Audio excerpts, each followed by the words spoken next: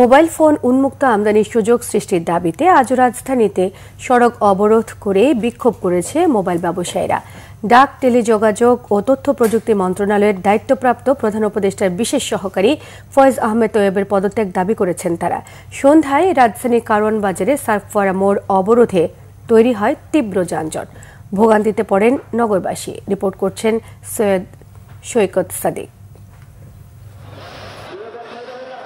National equipment identity register NEIR সংস্কার, একচাটিয়া syndicate প্রথা বিলোপ এবং মোবাইল ফোন আমদানি উন্মুক্তের দাবিতে বুধবার সন্ধ্যায় রাস্তায় নামেন মোবাইল ফোন ব্যবসায়ীরা। রাজধানীর সার্কফোয়ারার মূল সড়ক অবরোধ করেন তারা। মোবাইল ফোন ব্যবসায়ীরা সড়কের টায়ার ও কাঠের ফালিতে আগুন ধরিয়ে স্লোগান দিতে শুরু করেন।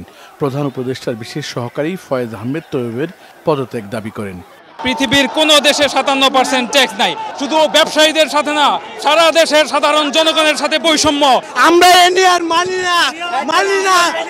না। NEIR 16 ডিসেম্বর বাস্তবায়ন না করার দাবি উঠে বিক্ষোভ সমাবেশে। আপনারা PTRC বিভিন্ন সময় আপনারা টাইম দিয়ে আপনাদের কথা রাখেন নাই। যতক্ষণ পর্যন্ত আপনারা চূড়ান্ত সিদ্ধান্ত না দিবেন ততক্ষণ আমরা এখান থেকে যাব না। 16 তারিখে সেটা হতে দিব না। 2 ঘন্টার বেশি সময় সড়ক অবরোধের কারণে যান চলাচল বন্ধ হয়ে যায়। চরম ভোগান্তিতে পড়েন ঘরমুখো মানুষ। এই আন্দোলন আমরা জানি না কিসের আন্দোলন, কিন্তু এখন হুট করে এখন সবার একই দশা, সবার যে দশা আমারও সেই দশা। কত রোগী অ্যাম্বুলেন্স মা বোনরা দাঁড়ায় আছে, বসে আছে গাড়ির ভিতরে।